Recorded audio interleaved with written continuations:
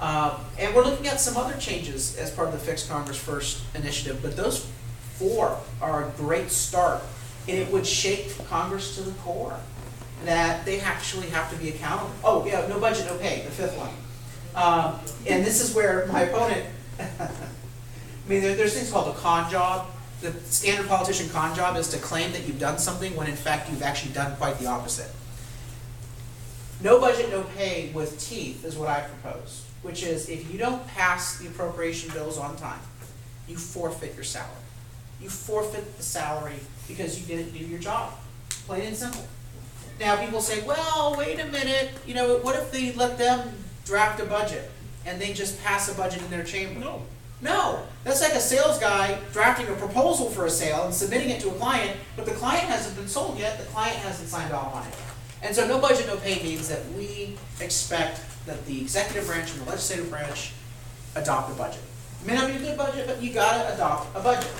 And it would cover also political appointees in the White House and in each of the federal agencies. Anyone who's a C-level executive, political appointee, or any of the other political appointees would lose their pay during that time. So there's some sort of penalty for the executive branch to not hold out and not come to an agreement on the budget. So no budget, no pay is an absolutely critical element there. And for a politician to say that they've done something and it has not been done and it's easily proven that they haven't done what they said they were going to do, I mean, they think the American people are dumb and going to figure it out. And we're going to make sure the American people have the facts. That the reason why we are not seeing action on the economy or the budget or many of these programs is that the Congress itself has never been held to the same standards and rules as the rest of us. I agree. So let's start there and see how far we get. I think we're going to get pretty darn far if we start out with that simple principle. And it's not going to make either side very happy. It's not going to make either side very happy, but you know, when I started reforming pensions, I said we were going to start by reforming the politicians' pensions and apply to them, force them into the same system, the lowest system for government employees. Well, they didn't like that at all. When I said we would require that politicians would have to pay their fair share for the pensions they already voted themselves, they didn't like that at all, and they tried getting out of that requirement. So we've got to recognize that the politicians themselves from both parties like the system the way it is. And I think that's where we got to start if we're going to get better policy making in Washington. Yes, sir. First of all, thank you for coming. We appreciate it. Thank you for coming. No, I do this by requirement that we want to lead people. You do it by choice. I appreciate what you did on your points of improving government. The one thing that you did say was term limits. What is your opinion on term limits? You know, I've always believed that the best term limits are imposed by the voters, keeping people out of office. But I'm open to the idea. It's not part of our Fix Congress First plan because I don't think that the term limits themselves change much. We've seen that in Sacramento. Take a look at term limits in Sacramento. We seem to be just as bad in Sacramento after term limits than before. So I'm looking at other reforms to start with, like let's go after their pay, let's go after their pensions, let's go after their perks and gifts and free travel. Let's go after the fat cat lifestyle that they voted themselves. And then maybe you'll get people who are there for the real reason. Not because they want to be part of the La Jolla Country Club and blend into the woodwork in Congress, but because they actually want to serve the people. The only comment I'd have, I agree with what you're saying on Sacramento, but they're allowed to jump around. They're looking at 2 terms here, 2 terms Right. there, 2 terms, period. I mean, any elected office. You know, I once toyed around with the idea of maybe jury service for some of the legislative spots, you know, just randomly assign people. You'd probably get better representation and outcome. But on term limits, I've seen what happened in Sacramento. I'm not convinced that that alone will change the culture. I think some of the other things like tying their pay to performance, penalizing them when they don't pass their budget, taking away all the free travel and gifts. Those are the sorts of things that I think change the culture. You know, ultimately, these guys have to recognize that they're no better than the rest of us. That they need to come right back down and live under the same laws as the rest of us. It would be nice to see if we can change the legislative schedule so they actually have to have a real job while they're serving the people. I think that that element probably improves their decision-making if they're actually out there living under these laws, they're running a small business, they're working in the field, they see the impact of the laws that they've passed or the problems that they've elected. Yeah, you mentioned on change of culture, and I totally agree with that. That's where I think term limits come in. I don't think these people go to Congress, most of them, being the way when they go there, that they are 3-4 years after they get there. Right, right. That- No. that- One day after they get there, they're campaigning. Or they bought into the culture, yeah. Yeah. yeah, that's- Yes, sir. One of the problems that's getting a lot of attention today is the inequality of income between the guy who flips hamburgers at McDonald's and the chief executive officer of McDonald's, making 400 times as much as the burger flipper. And the top 1% having almost 50% of the total income and wealth of the country. What thoughts or ideas have you got for building the middle class and basically getting the middle class hasn't had a raise since 1970, and it's because the profits are all going to the top and not to the people in the middle class. And I think that this is, again, where you have this breakdown on both sides of the aisle. Both parties are too wed to the big unions, which, by the way, the big unions are just fine with big business. They tend to end up having some of the same policies. Big unions, big business. Republican Party with big business, the Democrats with big unions and big business. Where's the little guy? Where's the middle class? Where's the working family? Where's the small business owner? The small business owner who literally operates the cash register at their store. They're getting killed in this economy. They've been neglected, and mainly because they don't have the money to hire big lobbyists to go and meet with Scott Peters. They don't have the money to go and have that access. And so I believe in creating our policies, the test I always apply is, what will it do for the working family? What will it do for that small business owner? Let's judge every policy by that point of view. Perfect example of the failure here was the big bailout several years ago. Those big CEOs on Wall Street and the banks, they got by just fine. But when it came time to get credit and small business loans to the little guy, when it came time to refinance someone's home because they were having difficulties, oh, no. I'm sure no one has to raise their hand. I'm sure someone in this room has had a family member, maybe you yourself, that's had to go through a refinance or an adjustment to your mortgage in the past 5 years. You didn't get a bailout. Wall Street got the bailout. Big bankers got the bailout. And you know what? The special interests of both political parties came together to make sure that the big guys were taken care of.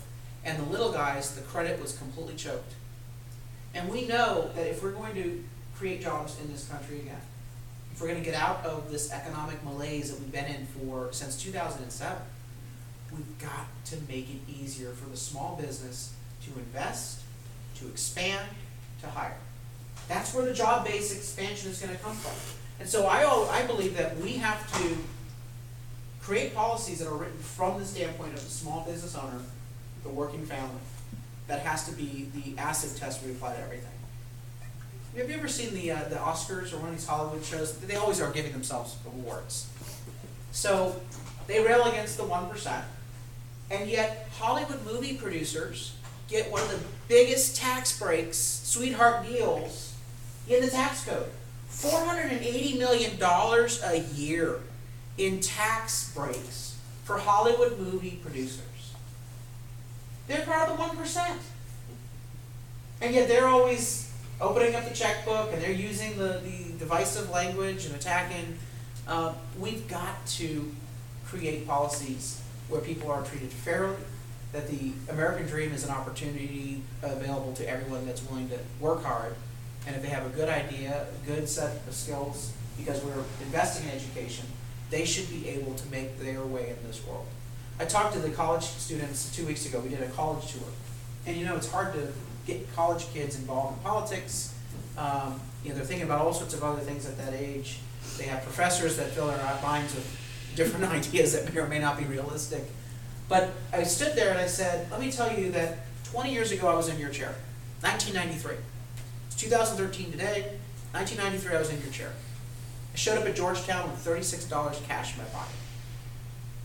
I had 2 suitcases and a box. I had no parents because I was orphaned. And I knew that I didn't have enough money to complete my degree.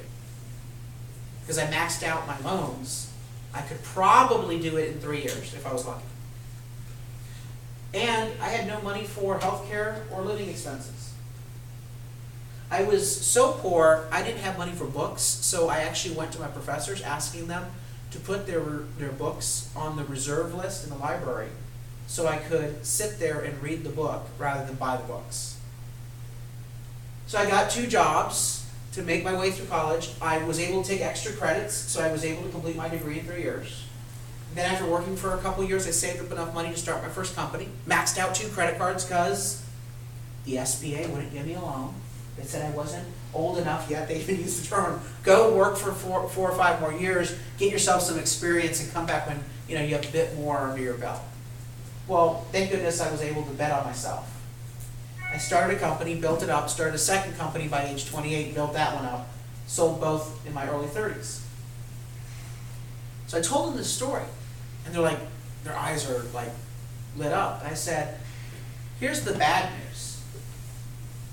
Given the new realities today, the broken economy, the broken programs, the broke government, I don't believe I could do the same today.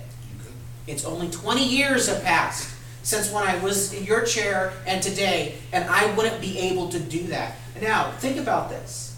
Talk to people who might have started a company 20 years ago and just started a new company.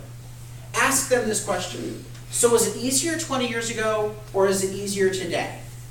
What they may say is, I personally know a bit more about the ins and outs and the do's and the don'ts, because everyone kind of learns lessons the hard way. I certainly have in my company. But they would probably tell you the same situation, which is, oh, it's a lot harder. I don't know how they're making it happen here. Now, the big boys on Wall Street and the banks, they're doing just fine. It's the small business entrepreneur where we're having the biggest problem, because they don't have that access to Scott Peters and his cohorts in Washington. And that's why we have to change our philosophy in both parties, and it has to be judged by this standpoint of, let's create policies that make it easier for you to invest, to hire, to start a small business, to embrace innovation and technology. Let's make sure that the competition, the level playing field is there, that we're not giving special consideration. Teddy Roosevelt busted the trusts, and it was a good thing, because he was on the side of the little guy. He didn't think the trusts and no competition was good for the economy. He was right about that. We've got to take that same approach. That's, I think, one of the major failings of the Republican Party, is that we've not been able to articulate a series of reforms that help the little guy. My plan does. I'd like to see more of those ideas incorporated into what we're talking about in Washington. You asked for an idea. Yeah. About 5 years ago, Brookings Institute recognized that the foreign entities were over here just sucking up all the Yankee ingenuity. We're a country full of enterprise and innovation. Smart people. But it's not staying here at home to a degree they can pick up on it. And they put out, I'll send you the article, pleading for the government to set up an innovation foundation to keep it here at home. Congress has never acted on an idea like that. You can, if you're a big corporation, you can get the K Street lobbyists and all the right things to get the money. Or if you're a bundler, you get plenty of money. But an average company with a great idea that's so good, and I'm one of probably 150 companies that are being hit on by foreigners to leave. And we should be able to find that same interest in us here in the United States. It's not only innovation, but it's know-how and skill set. So I talked to some veterans when I was putting together my plan for our Veterans Outreach Program, the WOOF program. And one of the things that they complained about was, look, in the military, we're just given our duties. They give us some training, but we're told what we're supposed to do. We figure it out. But when I leave the military and I want to do the same exact work, whether, some of them were giving the example about fixing vehicles. I can't get a job here in California because of state licensing. I don't have the license, but I know how to do the job. You ask any of my buddies in the military, I know how to do the job. I do the job a lot better than the guy with the official license from the state. What can you do for me? And so one of the things that I was doing was saying, all right, let's look for opportunities where we can, either through permission by working with the state agency or working with a federal agency if it's a federal issue, working with your local employers, get you in the door, get you working while we get your license, rather than you have to get the license first before you're even eligible for that job. And so the know-how is there in this country, but in particular, the know-how problem exists for veterans trying to transition back into the workplace. They didn't, in the military, you just did the job. You didn't worry about the piece of paper, you did the job, and some of them have great skill sets that we've got to figure out how to catch them up to the rest of the marketplace, the labor marketplace. Yes, sir? How do you plan on communicating with your constituents, number one? And then number two, you're almost on the edge of talking about entrepreneurship as a solution for all of the ills that you've spoken of.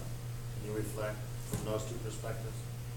Well, I think entrepreneurship I'll talk about the second one, the first issue later. Entrepreneurship is the solution to most of our problems. We did it here in the city of San Diego. When Scott Peters left office, he left us billions of dollars in debt. He left us with a budget that was not balanced, one of the largest deficits we've ever had. He cut our services so deeply that the road repairs for several years, he zeroed out slurry seal in the city's regular budget. Slurry seal is basically, the oil change, the maintenance on the roads. If you don't do it, then the road falls apart. A complete mess.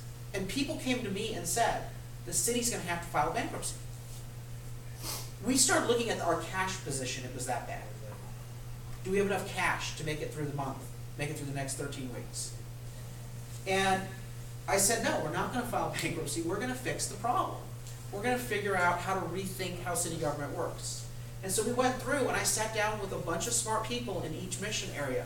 A lot of them are government employees who've been working there saying, I could totally do this much better with a third of the budget.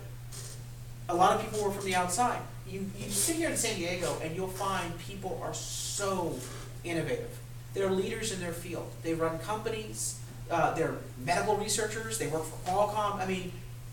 San Diego has a really, really qualified, quality workforce.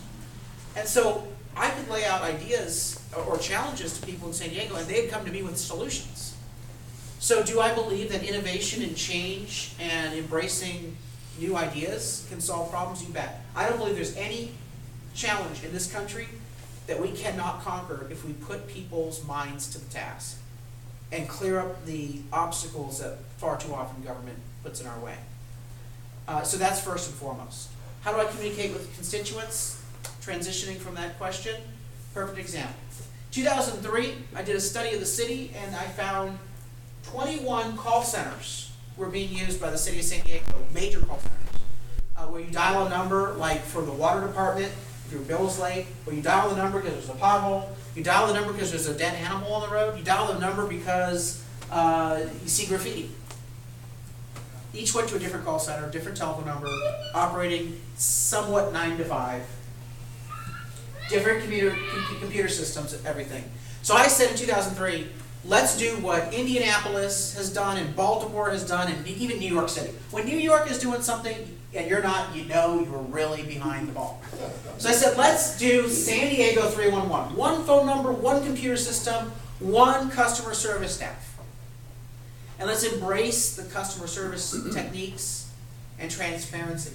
Maybe we even give you a ticket number so you can track your complaint and go back and call or check out our website. So by 2009, I'm on the city council, and I want to get going. I want to hit the ground running. Let's do San Diego 311. Of course, the city bureaucrats say no.